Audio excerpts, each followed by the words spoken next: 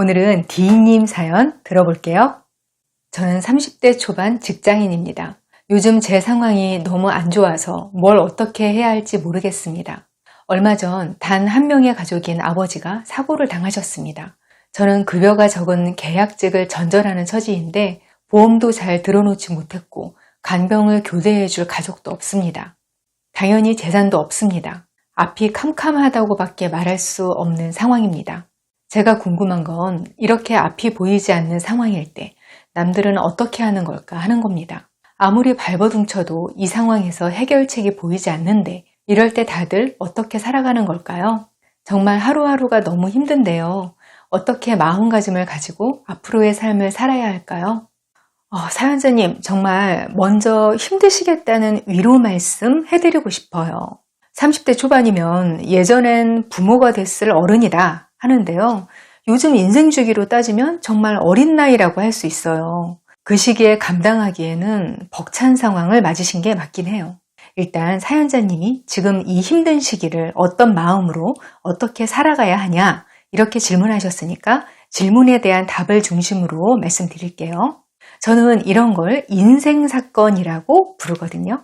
원래 삶이라는 게 대부분은 큰 일 없이 흘러가요. 인생이 쳇바퀴 도는 삶 같다. 일상의 반복이다. 이런 말들이 있잖아요. 삶의 패턴이 반복되는 삶. 그런 무색무취의 시간들이 가장 많은 비율을 차지해요. 그러다 가끔 그 패턴에서 벗어나는 사건이 생기는 순간들이 있죠. 그 사건 때문에 지금까지 유지하던 패턴이 무너지고 스트레스가 생기고 감당할 수 있을까 의심되는 짐이 뚝 떨어지고 그러는 거죠. 사연자님이 지금 겪고 있는 일이 이런 거예요. 여기서 사고를 아버님이 당하셨다고 하셨는데요. 교통사고인지 일반상해인지 이런 건 몰라요. 그치만 이건 일상에서 굉장히 벗어난 사건이면서 나한테 일어날 것 같지 않은 일이잖아요. 아마 사연자님이 이렇게까지 걱정하실 정도면요. 단순 골절 이런 게 아니라 영구 장애가 예상될 정도로 많이 다치신 것 같아요. 이런 일이 생기면 인생 경험 많지 않은 사람들은 진짜 멘탈이 나가거든요. 이런 시기를 잘 넘기는 게 생각보다 중요해요. 왜냐면 이런 인생 사건도 일종의 심리적 상처를 남겨요. 여기서 상처가 제대로 아물지 못하면 때만 되면 그 상처 때문에 앞으로의 인생에 자꾸 걸림돌이 생기고 그런 일이 생기기도 하거든요. 근데 반대로 이런 인생 사건을 잘 넘기잖아요. 그러면 외상 후 성장이라는 걸 선물로 받게 돼요. 이게 뭐냐면 트라우마에 반대되는 개념인데요. 극심한 스트레스 상황을 겪고 나서 자아가 훌쩍 성장해 있는 거예요. 그 외에 훌륭한 사람들 수기 같은 거 보면 꼭 고난이 있잖아요. 그리고 그 고난 덕분에 오늘날의 자기가 있는 거다. 이런 뻔한 대사, 이런 게 꼭 나오는데요. 그게 꼭 극적 장치를 위해서 조미료 친 것만은 아니에요. 실제로 사람이 성장하려면 성장통이라고 할 수 있는 게 필요해서 고난이 필요하거든요. 사실 이게 막상 좌절 속에 딱 있는 사람들한테는 절대 귀에 안 들어오는 개념이에요. 당장 힘들어 죽겠는데 이게 나중에 성장에 도움이 된다는 게 되게 공자왈, 맹자왈, 뻔한 말처럼 들린다는 말이에요. 근데 성장을 통해 더 나은 사람이 된다. 이런 것까지 바라지는 않더라도 최소한 이 인생 사건이 내 인생에 평생 걸림돌이 되게 남겨두는 건 그건 아니잖아요. 지금부터는 좌절되는 상황, 인생 사건 같은 걸 겪었을 때 잊지 말아야 할 매뉴얼 이런 걸 알려드릴게요. 사연자님처럼 힘든 상황에 있는 분도 계실 수 있고요. 앞으로 쑥쑥님들도 살면서 당연히 어떤 사건이든 겪으실 수 있어요. 참고하시면 도움이 될 것 같으니까 좀 정리해드릴게요. 첫 번째, 일상 루틴을 유지하세요. 이런 일이 생기고 괴로우면 많은 분들이 일상을 망가뜨리는 걸 보게 돼요. 심란하니까 막 과음을 해요. 그냥 좀 마시는 게 아니라 엄청 마셔요. 알코올이 들어가면 좀 둔감해지니까 다른 생각 안 하고 싶어서 그러는 거죠. 근데 저는 이런 때일수록 술은 안 마시는 게 좋다고 생각해요. 사실 제가 맥주나 와인 마시는 걸 좋아하거든요. 기분이 좋아도 기분이 나빠도 한잔 하고 싶고 그래요. 근데 진짜 인생 사건이 생겼을 때는 술을 거의 입에 대지 않아요. 왜냐면 술을 많이 마시면 컨디션이 확 나빠지면서 일상 루틴이 무너지잖아요. 다음날 숙취에 시달리니까 너무 힘들죠. 저는 또 프리랜서니까 종일 누워있는단 말이에요. 이러면 일상이 무너져요. 매일 30분은 걷기 운동 했었는데 못해. 속 안 좋으니까 끼니도 건너뛰어. 다음날 요가 가는 날인데 못 가. 그날 저녁 어학학원 가는 날인데 그것도 그냥 패스. 이런 식으로 일상이 흐트러지는 거예요. 이게 인생 사건이 생겼을 때 내 멘탈을 붙잡고 인생을 붙잡는 거에 굉장히 해로워요. 아무리 힘든 일이 생겨도 일상을 유지하는 사람은요, 반드시 제자리로 돌아올 수 있어요. 그리고 사람의 정체성이 무너지지 않죠.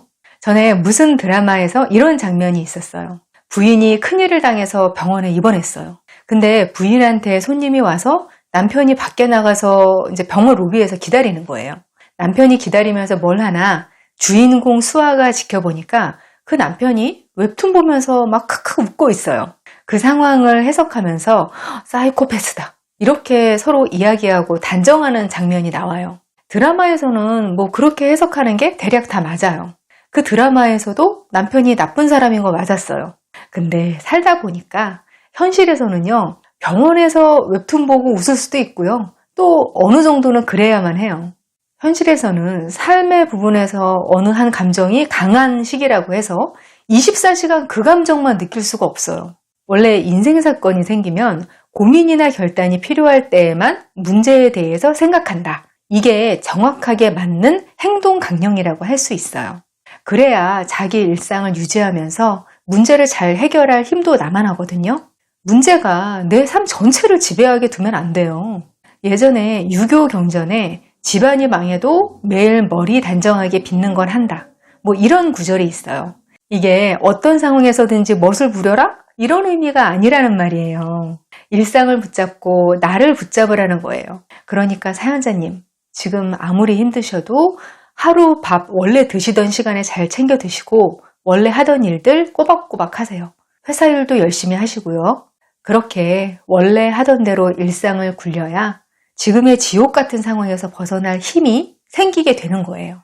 두 번째, 해결할 수 있는 방법 최대한 시도하기. 지금 사연자님이 본인이 할 수 있는 일이 없다고 하셨잖아요. 근데 그렇지 않아요. 여기서 사연자님은 내가 해서 분명히 효과가 있을 것 같은 일, 이것만 기준으로 두신 거예요. 아까 말씀드린 대로 30대 초반은 아직 경험이 부족한 시기예요. 여기에 뭔가 시도하고 결과를 내는 경험을 더 적극적으로 해보지 않은 분이면 더 할 일이 없을 것 같은 기분을 느끼실 거예요. 이럴 때는 해서 문제가 해결될 일을 한다. 이렇게 생각하시는 게 아니라 내가 할 수 있는 일을 하신다고 생각하시고 뭐든 하셔야 하는 거예요. 사연자님 상황은 제가 더 자세히는 모르니까 그냥 가정만 해볼게요. 보험 들어놓은 게 마땅히 없다고 하셨는데 일단 사연자님 모르게 들어져 있을 수도 있는 보험, 아버지 명의로 다 조회해 보세요. 어른들 의외로 친목 때문에 억지로 들어져 있는 보험이 있는 경우 꽤 있거든요. 그리고 산정특례 대상이 되어서 치료비를 대폭 할인받을 여지는 없는지 그것도 확인해 보시고요. 아버님 많이 다치셔서 장애 등급 받아서 여러 경감 혜택 같은 거 있는지도 알아보시고요. 수입이 많이 적으시고 집이 없으시면 사회복지 혜택 받을 수 있는 것도 있거든요. 그런 것도 기관에 확인해 보시고요. 장애 등급 나오면 미리 구청 요양시설도 대기 신청해 놓으시고요. 직장 문제도 적은 급여를 받고 간병을 병행할 수 있는지 체크해 보시고 안 되면 간병인 구해서 투잡으로라도 수입 더 늘리는 방법 찾아보시고요. 정말 조금이라도 상황을 나아지게 할 만한 방법, 정보를 찾는다 생각하시면 할 게 너무너무 많아요. 저는 애초에 인생 사건이 생길 때 걱정이라는 감정은 길게 가지고 가는 게 아니라고 생각해요. 왜냐하면 도움이 안 되거든요. 사람들이 고민하고 걱정을 혼동하곤 하는데요. 이 두 가지는 완전히 다른 거예요. 문제가 생기면 끊임없이 선택을 하고 결단을 내려야 하니까 고민은 필수죠. 어떤 결정을 내릴까? 어떤 행동을 할까? 고민은 하되 그걸 감정의 영역까지 끌고 와서 미래에 느낄 고뇌를 미리 당겨와서 느낄 필요는 없어요. 저는 인생 사건이 생길 때마다 이렇게 생각해요. 인간이 할 수 있는 만큼만 하자. 인간이 참 연약한 존재니까 운명이나 행운의 영역으로 뭔가가 결정될 때가 많아요. 그러니까 사람의 힘으로 노력할 수 있는 데까지만 하고 나머지는 하늘에 맡기고 걱정은 하지 말자. 이게 제 행동 방식이에요. 근데 이런 태도가 어려움을 느낄 때마다 정말 많은 도움이 됐어요. 그 인간이 할 수 있는 데까지 하는 일이 결과에 영향을 미칠 때가 꽤 되고요. 거기까지 내가 할 만큼 했다고 생각하면 나 자신을 깎아먹을 때까지 걱정을 하지 않아도 되니까 그런 상황에서 나를 지키는 데에도 도움이 되더라고요. 세 번째, 누구나 겪는 일이라고 생각하세요. 에드워드 호퍼라는 유명 화가가 있어요. 어떻게 보면 굉장히 공허해 보이기도 하는 그림을 많이 그리시는데요. 그림 속 사람들이 항상 외로워 보인단 말이에요. 근데 알랭 드 보통 작가 책을 읽다가 그런 호퍼의 그림이 엄청나게 위로가 된다는 구절을 봤어요. 그 이유가 나만 외로운 게 아니구나. 그런 감정을 느끼게 해주면서 그게 굉장히 위로가 된다는 거예요. 그걸 읽으면서 저도 참 많은 공감을 했던 기억이 나요. 이게 어떤 힘든 일을 겪을 때 나만 겪는 일이라고 생각하면서 억울해 하잖아요. 그럼 그게 몇 배나 더 스트레스가 돼요. 근데 원래 삶은 힘든 거고 이만한 고통은 누구나 다 겪는다. 이런 걸 미리 알면 그래도 버틸 힘이 좀 생긴단 말이에요. 왜냐면 다른 사람들은 다 잘 사는 것처럼 일단 보이거든요. 다들 이렇게 힘든 일을 겪어도 다 이겨내고 저렇게 멀쩡해 보이게 일상으로 돌아온 거네. 이렇게 생각하면 나도 좀 안심이 된단 말이에요. 실제로 사람들마다 사연자님이 지금 겪는 것 비슷한 고통, 안 겪는 사람들은 거의 없어요. 살면서 평생 가족을 잃지 않을 사람이 누가 있겠어요. 사연자님 입장에서는 좀 덜 힘들게 가족하고 이별하는 사람도 있지 않겠냐 이렇게 생각하실 수도 있지만 고통은 상대적인 거예요. 이쪽에서 덜 힘들다고 생각해도 그걸 느끼는 본인이 느끼는 고통은 절대적이거든요. 누구나 겪는 과정이라고 생각하면 여기서 뭐가 생기냐면 수용 이런 과정이 생겨요. 심리적으로 상황을 수용하게 되면 앞에서 말씀드린 사람이 할 수 있는 일을 최선을 다해서 할 힘도 더 잘 생겨요. 그리고 힘든 상황 자체를 견딜 맷집도 생기는 거예요. 저는 긍정적인 시각으로 일상을 그래도 좀 사는 편인데요. 그래도 일상을 살면서 자잘하게 굴곡을 겪으면서 사는 건 참 힘든 거구나. 이런 생각을 하게 돼요. 근데 이게 인생이 슬프다, 살 가치가 없다, 이런 방향이 아니에요. 그냥 원래 누구한테나 힘든 거구나. 그치만 다 지나가고 버텨지는 거지. 이렇게 생각하고 넘겨요. 이런 태도가 몸에 배니까 좀 더 큰 인생 사건을 겪어도 좀 더 무너지지 않고 잘 버티게 되는데 좀 도움이 되는 것 같더라고요. 네 번째, 건강을 지키세요.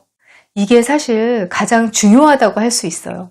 인생 사건 터지잖아요. 제가 겪어보니까 이게 사건이 크면 음식부터 안 들어가요.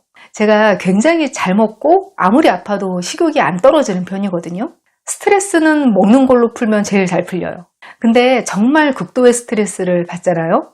그러면 못 먹겠더라고요. 안 들어간다고 계속 끼니를 거르고 스트레스 때문에 잠도 안 오니까 그냥 잠도 안 자버리고 계속 술만 마시거나 고민거리 끌어안고 집안에만 틀어박히거나 이런 생활을 하게 되면 건강이 굉장히 빨리 망가져요. 사람이 우리가 짐작하는 것보다 스트레스에 굉장히 약해요. 우리가 아는 각종 병들 있죠? 무서운 병들. 암 같은 것도 공식적으로는 아직 인류가 발병 원인을 몰라요. 그냥 이러이러한 사람들이 암에 더 많이 걸리더라. 이런 통계 정도만 갖고 짐작을 할 뿐인 건데요. 학자들이 임상을 통해서 유추하는 걸 종합해보면 결국 스트레스. 이것만 공통적인 발병 원인이 되는 거거든요. 그래서 인생 사건을 겪은 분들이 그 내용이 돈을 잃었다, 사람을 잃었다, 이거라고 해도 결국은 결과적으로 건강을 잃는 경우가 굉장히 많아요. 근데요, 다른 건 다 잃어도 정말 다 회복될 수 있고 이전 삶으로 돌아올 수 있어요. 근데 건강을 잃으면 못 돌아오더라고요. 저는 그냥 버티면서 건강만 지키자, 이렇게 하셔도 이거 하나만 잡고 버티셔도 사연자님이 굉장히 잘하는 거라고 생각해요. 그러니까 몸을 진짜 아끼세요. 적당히 운동하시고 조금이라도 드시고 동네 내과에서 수면제라도 하루 이틀 처방 받아다가 잠이라도 좀 주무시고 몸에 힘이 생기면 그때 그 후의 삶은 어떻게든 돌아온다. 이렇게 생각하시면 좋겠어요. 오늘은 인생 사건을 겪을 쑥쑥님들을 위한 행동 강령, 권유 이런 걸 말씀드렸어요. 사연자님과 또 한 번은 비슷한 일을 겪으실 숙숙님들 모두 도움이 되시면 좋겠어요. 고민 사연은 네이버 카페 어른성장학교 고민 게시판에서 받고 있어요. 놀러오세요. 저는 다음 이 시간에 여기서 다시 만날게요. 기다릴게요.